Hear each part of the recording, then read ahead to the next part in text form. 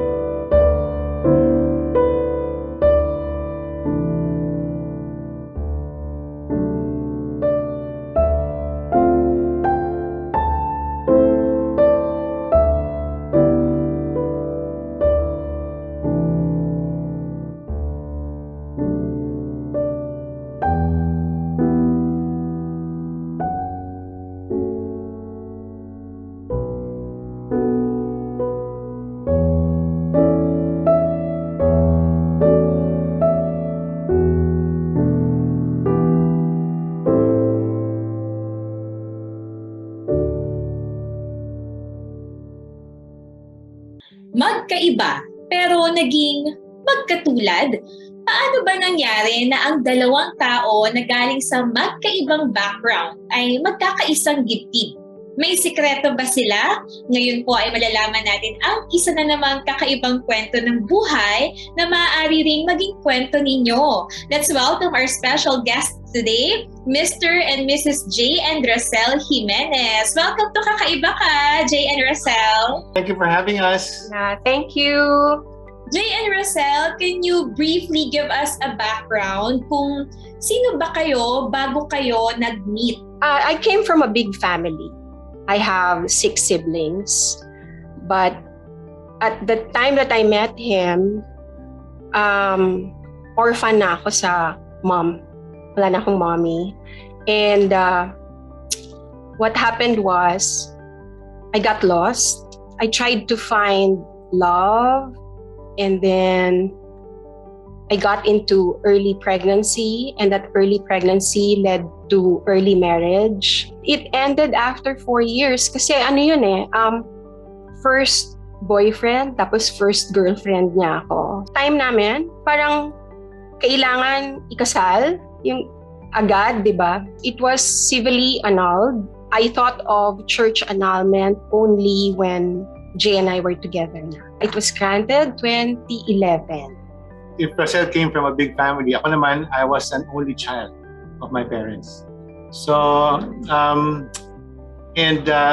family was really small kasi my dad is also an only child, few cousins, and I really found relationships outside the house. So I really had difficulty dealing with relationships. I always want to take control of what should happen.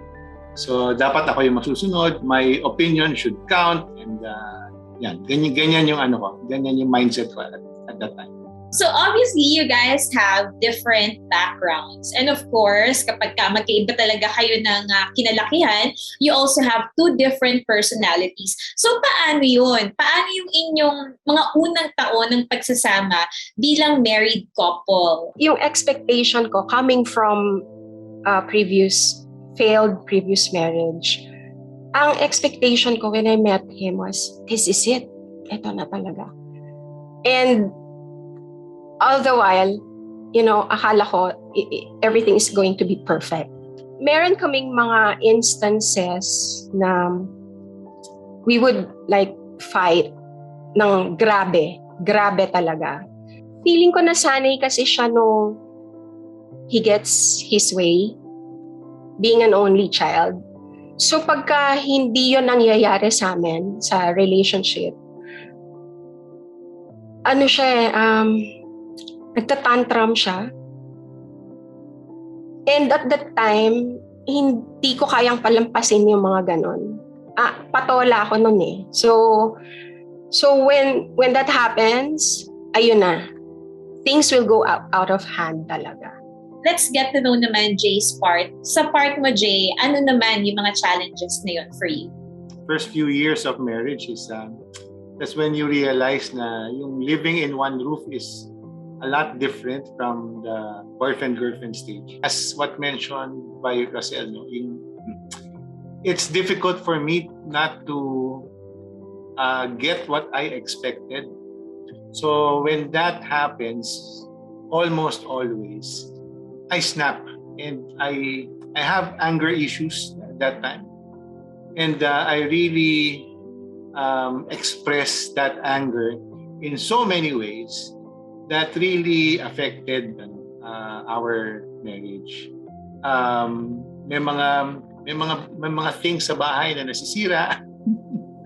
And there was instances na si Russell is nasasaktan din siya minsan. That time when we were starting was really terrible and very challenging. Kapag ka ganun yung klase ng pagsasama ng isang mag-asawa, hindi naiiwasan na gusto nang maghiwalay, di ba? And kayo, dahil sa tindi ng inyong mga challenges na hinaharap at magkaiba talaga kayong tao, backgrounds and personalities-wise, were there also instances na naisip nyo, baka hindi mag-work ito, tapusin na lang natin? Meron actually, with our frequent and regular conflicts. We think about that also on a weekly basis. Actually, hindi lang think. Na nangyari siya ng ilang beses yun. Yeah. So because of conflicts, naghihiwalay kami. Many times, she would, leave the house. I would leave the house. So, meron mga ganyan. Was there ever a violent fight na talagang made you decide, let's call it quits? Bago pa lang kami. So, I just gave birth from yung son namin. And yun eh, after parang mga 3 months pa lang. And then he went out. I was really alone. Tapos pumalis pa siya. Tapos gabing-gabi na wala pa. Tapos CS pa ako. So parang ang hirap, di ba? And then kilala ko nga yung kasama niya na, nagra-run wild talaga yung utak ko kung anong mga ginagawa nila.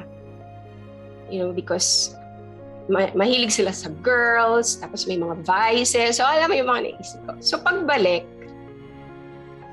yung sobrang inis ko, talagang hindi ko siya pinapansin. Parang feeling ko I'd like to kill him with yung silent treatment. But it turned out na lalo siyang nagigigil, lalo siyang nagagalit sa akin to the point na yun na he had to do something to shake me, to alam mo yun, yung parang gusto niyang magising ako, kailangan i-push sa wall or all sorts. Marami pa. Anyway, so when I got the chance to parang magsalita na talaga, nagtuloy-tuloy naman ako ng salita. And feeling ko naman sa pagsasalita ako, parang I want to hurt him even more. Kasi yung galit ko inside, gusto ko, parang I want to use my words to really hurt him yung, alam mo yan, dahil sa sakit ng nararamdaman ko. Kaso, it really went wild to the point na they had to, parang shoo me away sa bahay. So, I was led out of the house. Almost magmi-midnight na.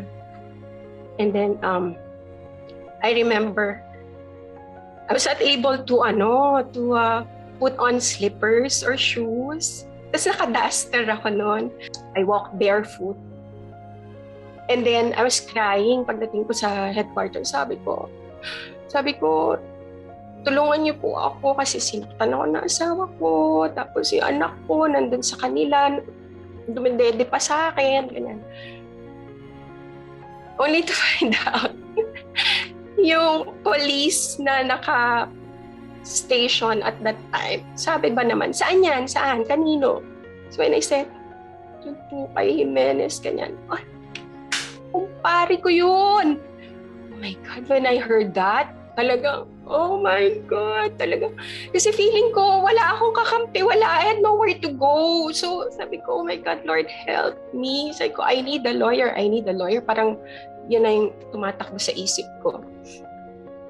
But then, we have this friend na I called for help.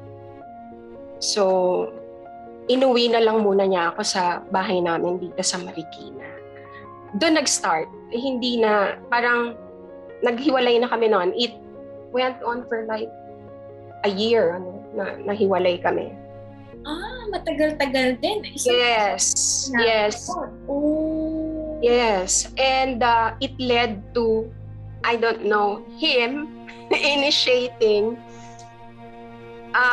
filing for an annulment. Si Jay ang nag-initiate ng first steps to annul the marriage. Bakit mo naisip yun, Jay? For me, parang that's it. That's the end.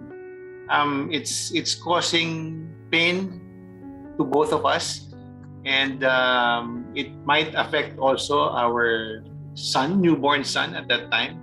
So sabi ko, why go through with this? Diba? Let's just end it. So gano'n, I called my lawyer friend. Nag-file na kami kaagad ng annulment. And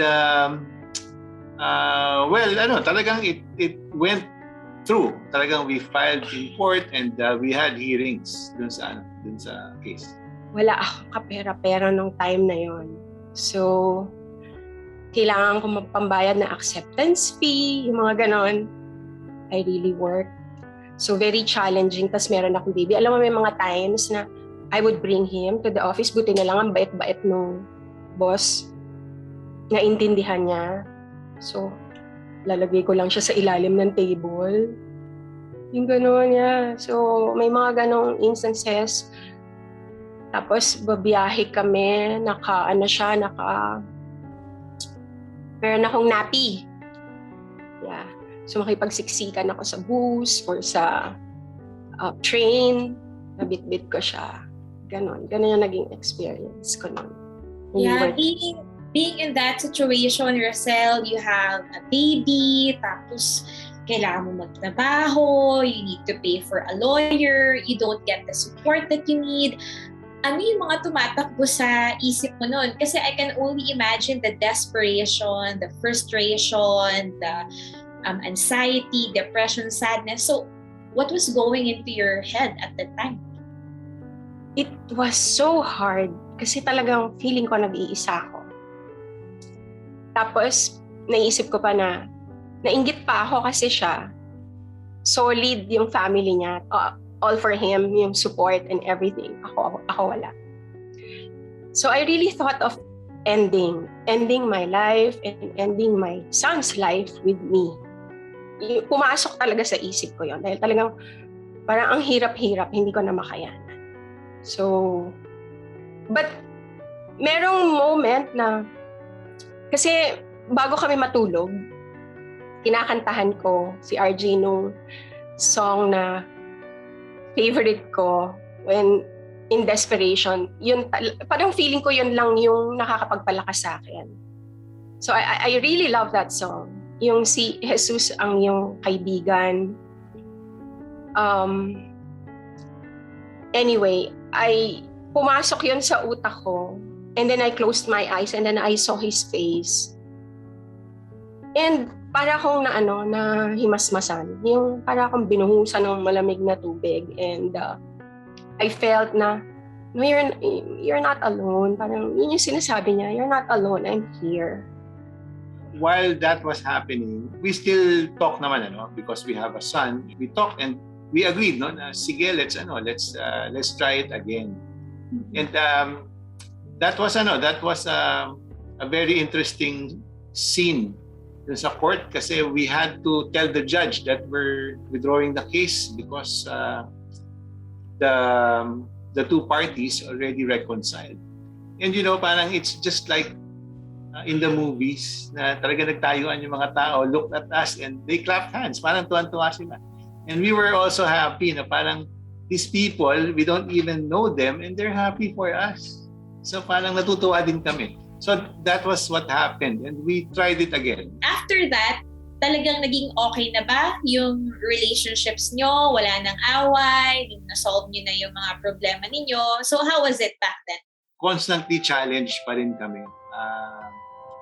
And then we tried to fix each and every issue ng kaming dalawa. Pero it's something that lingers. It's recurring. Palaging nandun lang. So paulit-ulit lang kami. We always go in circles. Ganun pa rin. So after going through those years, na paikot-ikot kami, roller coaster, ganyan, umabot na ako doon sa point na pagod na ako. Parang, although ayoko namang mag-initiate na ako. Kasi I came from a previous marriage. So parang para sa akin, gagawin ko pa rin ang lahat to save this one.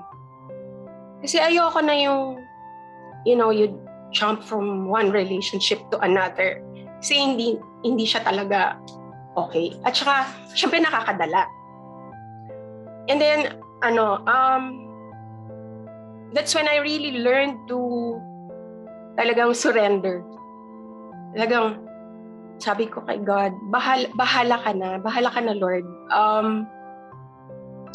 If you want me to live on my own with my kids, okay. Kakayanin ko, basta yun, nandyan ka naman yan ang gusto mo. Pero, if you lead me to, with Him again, andyan ka naman hindi mo naman napapabayaan. When we were about to, move out na, He talked to me. So, nung nakipag-usap siya, sabi ko, I guess this is what the Lord wanted me to do. Parang to learn how to forgive and give the family another chance.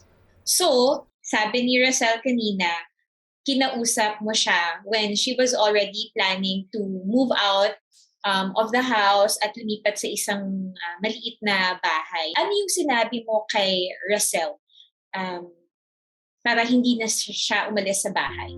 We talk, no? Baka we can still work something out. Kaya sabi ko, sige, I'll come with you.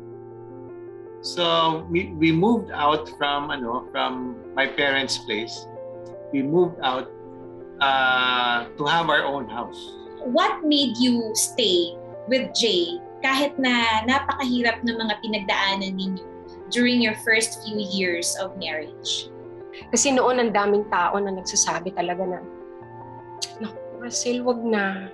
Tigilan mo na yan. You will just go around in circles. Paulit-ulit lang yan.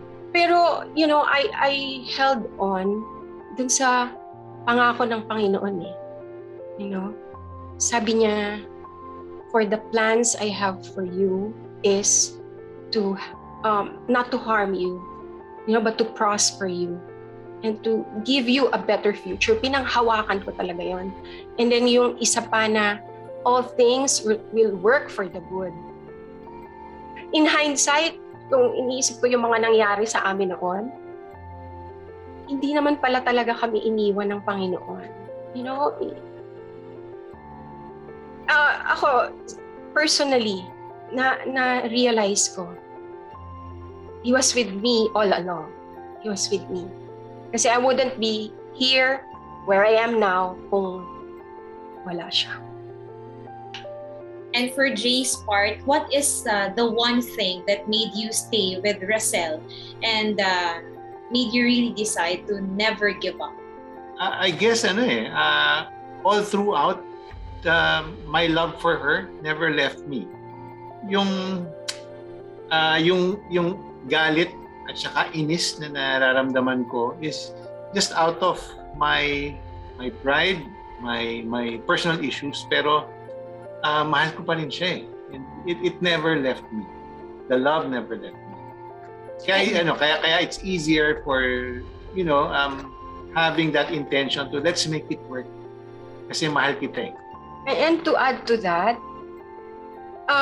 naisip ko, that there's goodness in him eh. Meron. Despite na yung mga na-experience ko sa kanya, pinanghawakan ko yon. Yung goodness na yon will, come out and grow in him. At malaki rin talaga yung nagawa sa inyo ng marriage encounter because you also really met the Lord there and, again, be reminded that He should be at the center of your marriage. We didn't know what it was nung time na yon. Meron lang nag-invite. Actually, it was an odd invitation. We enrolled our daughter kasi sa isang voice school, no? And then yung owner came from the same school, di ba? So parang Miriam din siya, and then sabi niya, can we invite you to a marriage encounter? So yung pitch niya is just a weekend for you to be together, para lang you spend the weekend, parang nag-check-in lang kayo sa hotel, parang honeymoon lang. Sabi ko, sure, why not? So, and then we attended that weekend, marriage encounter weekend retreat. So that weekend for me was really a turning point kasi it emphasized that in marriage, two different individuals get under one roof, and there's a great chance that you will run into conflicts. And the key to a good marriage is really communication. You have to communicate, you have to talk regularly, and see each other not as adversaries, but teammates trying to make the marriage work. Galing. I believe that's the grace of the Lord that, changed you. That's why you're able to say these things now, Jay. Ano-ano yung mga steps na ginawa ninyo after the marriage encounter to make your, relationship be better? Well, ako first, we really had to include God in the equation. That's the first, no? That's the first. Kasi Triangle. Kasi in the past, we're trying to make things work ng kami lang. Another development na nangyari sa amin after the marriage encounter, we were invited to a larger prayer group, a larger support group na supports the entire family. So merong program for couples, may program for kids and younger kids, no? Merong ganun. Kaya that support group really propelled us and instilled in us the importance of having God in the family. Si Jay at si Russell ba, 27 years ago, still exist presently o natalikuran nyo na ba kung sino kayo noon? We're basically the same people. Hindi naman kami nagbago completely. The only thing lang is we learn to give way. Mas matured versions kayo ngayon. Can you say that? Yes. Yeah? Yes, definitely. Sure. Ako personally noon, pagka nagkakainitan kami sa diskusyon, hindi ako titigil hanggat hindi ko mapupush yung yung gusto ko, yung naiisip ko. I mean, or merong mga times na kunyari meron siyang nagawang mali. Parang gusto kong yon. Sabi ko na sa'yo yung parang ganon. Kita mo na, yung ganyan. Pagka ganon na, syempre na iinis siya, nasasaktan siya. So, magiging cause ng yon. Ngayon, hindi. I've learned to Alam mo yun, marunong na ako magpigil, marunong na akong mag-control. I'm on the other extreme end. So I really, allow things to happen in its natural course. Hindi ko siya iniisip na dapat hindi ganyan, dapat ganito, based on what I believe, dapat ganito, dapat ganito. Which just, dati yun yung nagkukos ng frustration ko eh.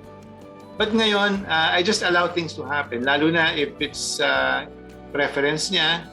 And, a lot has to do with allowing God to work in your life. If you really trust God and allow His plans to work on you, I think that's the key of our better marriage now.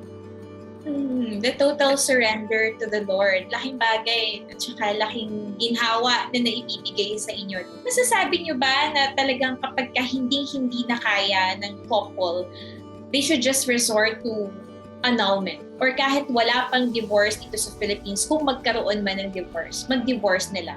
Definitely not. No, I don't agree. Kasi it's really worth, working your marriage out.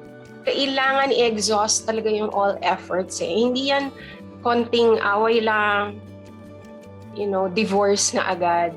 Kasi it really happens naman in marriages, nag-aaway, di ba? Wala namang perfect, di ba? So you really go through a conflict.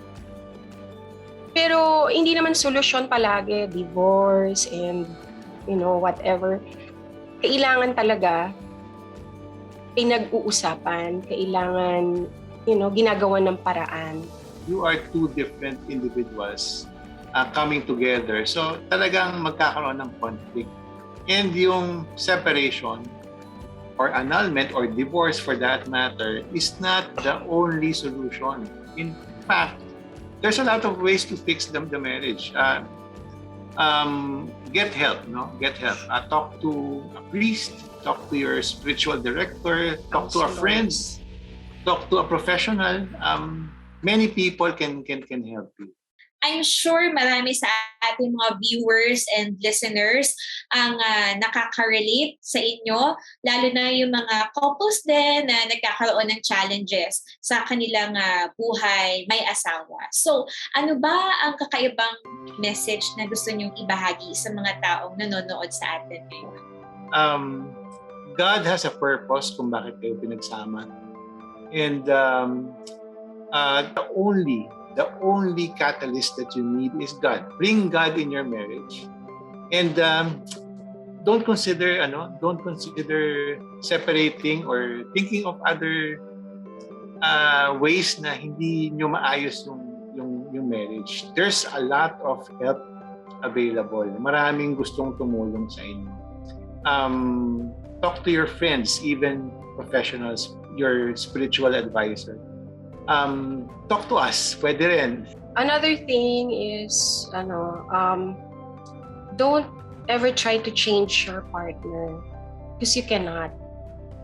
Let God do the work. As mentioned by Jay, try to look for a support group kasi malaking bagay yung support group, yung dadalhin kayo sa tama. Hindi yung, kasi may mga grupo na baka ang i-suggest pa sa inyo inuman na lang tayo. Hindi ka na, may papakilala ako sa'yo. Huwag ganong grupo. Hanap tayo ng grupo na makakatulong para i-keep yung marriage. And kanina nga, Arcel, you've always been mentioning na dapat triangle. Bakit ba kailangan three-way ang relationship? Kasi importante talaga that God is in the center of your relationship. Kita mo? Pag kayo lang palagi, things might not really work out eh. So, it's important na pag may problema ka, marunong kang, tumawag dun sa taas na yung ka-triangle natin. Either one of us. No? Pag may problema, hindi mo makausap, may mga times naman talaga na hindi, edi consult ka dito. Tapos yung nandito, pwede ring bumaba eh. Hindi pwede. Talagang bumababa siya to talk to whoever. Diba? So, talaga, it really works if you are in a love triangle with the Lord. Two different people plus God makes a perfect marriage. It's really important that you include God in your marriage to make things work. Maraming salamat, Jay at Rosel, sa pagbabahagi ninyo sa amin ng inyong kakaibang storya ng pag-ibig at buhay mag-asawa. And before we end, invite nyo naman yung ating mga viewers and listeners kung saan nila kayo pwedeng makausap or ma-reach, especially those couples who are also in a challenged relationship. Baka makakuha sila ng mga tips and advices sa inyo. If you are into a similar situation, we are happy to help. Please look us up. We have a support group that can help you. Look us up in Facebook. Just search for Pathways Ortigas. There are many sites of Pathways, but where we serve is in Ortigas. So look for Pathways Ortigas and just message us. No? There's a regular weekly meeting that you can attend. Every Monday, 7:30. Maraming salamat, Jay and Rosel. Thank you. Thank you. Talagang maraming buhay at pananaw ang nababago kapag ang Diyos ang nasa sentro. Napatunayan natin ito sa kwento ni na Jay at Rosel. Magkaiba noon, magkaiba pa rin ngayon. Pero pinagbuklod at pinatitibay ng Diyos. Sabi nga ni Jay, di ba, 2 different people in a marriage plus God makes for a healthy relationship.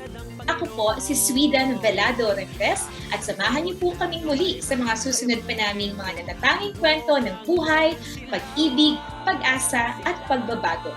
Dito lang yan sa Kakaiba Ka! Kakaiba ka! Kakaiba ka, kakaiba, Kakaiba ka! kakaiba ka. Hi! Thank you very much for joining me sa pagtuklas ng mga kakaibang kwento dito sa Kakaiba Ka. Please like, follow, and share our Facebook page para mas marami pa ang makapanood. I'd also like to invite you to watch Open Door Sunday. Tuwing first Sunday of the month po yan ha. Ito po ay isang virtual inspirational program na for sure ay kapupulutan nyo ng mga iba pang kakaibang kwento at aral. Just click their Facebook page na makikita ninyo sa comment box. Muli ako po si Sweden Velado Ramirez. Kita-kita po ulit tayo sa susunod na episode ng Kakaiba Ka! Kakaiba ka, kakaiba ka, kakaiba ka.